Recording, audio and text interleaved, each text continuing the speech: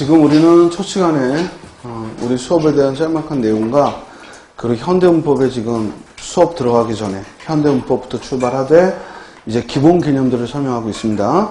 그래서 먼저 음운과 음운이 모여 음절이 모여 형태소를 이루고 여기까지 형태소라는 것이 실질적인 뜻을 가진 부분과 문법적인 역할을 하는 부분이 있다라는 말까지 했고, 문법적인 역할을 하는 부분은 세 개 있다. 그 세 개가 뭐다? 조사, 어미, 접사라는 말을 했습니다. 자, 다음에 이제 형태소들이 모여서 단어를 이루고, 단어들이 모여 어절을 이루고, 어절들이 모여 문장을 이루고, 문장이 모여 이야기를 이룹니다. 그래서 문법의 최상위 단어가 뭐다? 이야기다. 이 이야기를 다른 말로 담화라고 부르고, 또 다른 말로는 텍스트라는 말을 쓰기도 합니다. 그죠? 자, 그러면 이제 이 형태수들이 모여서 단어를 이루는데, 이 단어들을 일컬어 우리는 이름을 불러요. 그 이름을 흔히 품사라고 합니다.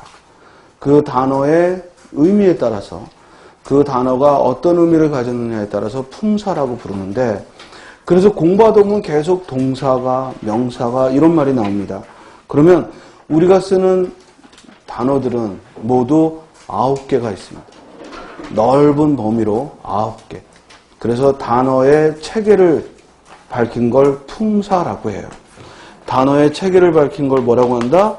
품사라고 해요. 그럼 우리말의 품사는 구품사예요. 9개가 있습니다. 자, 그럼 먼저 이 품사에 대한 자세한 얘기는 나중에 품사론을 할 때 할 것이고, 지금은 문법 공부를 하는데 미리 알고 있어야 되는 용어예요. 그럼 미리 알고 있어야 되는 용어로서 적어도 품사가 뭔지는 알아야 되거든. 그래서 그 9개의 품사에는 뭐가 있는지 이것만 간단하게 봅니다.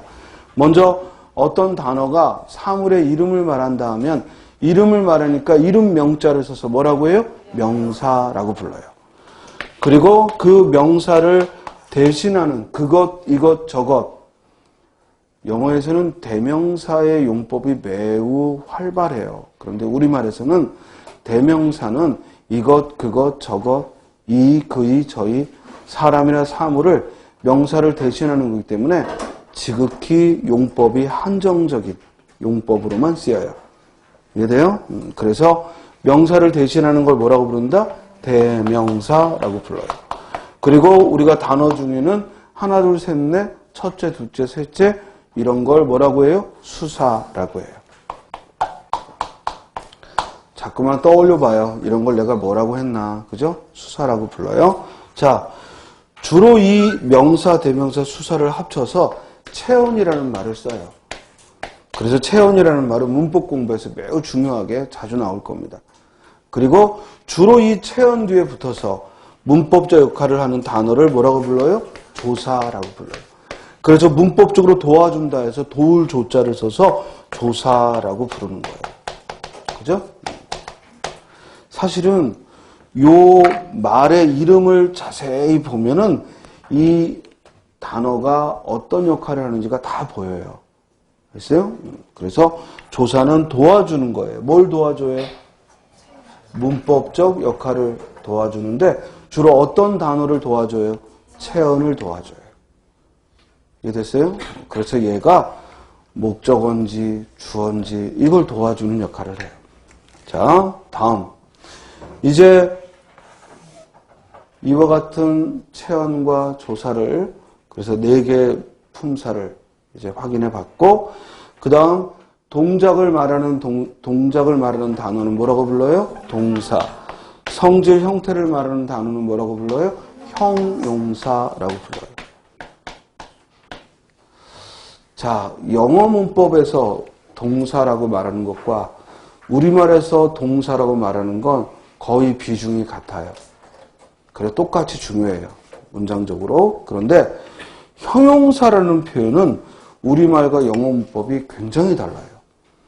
영어에서의 형용사는 대부분 수식하는 역할을 해요. 근데 우리말에서의 형용사는 대부분 서술어 역할을 해요. 이해돼요? 그래서 형용사라는 것은 성질, 상태를 말해주는 단어인데요. 방금 제가 서술어란 말을 썼죠. 문장에서 가장 중요한 건 주어와 서술어인데 주어를 주로 이루는 게 체언이라면 이 서술어를 주로 이루는 게 뭐야? 동사.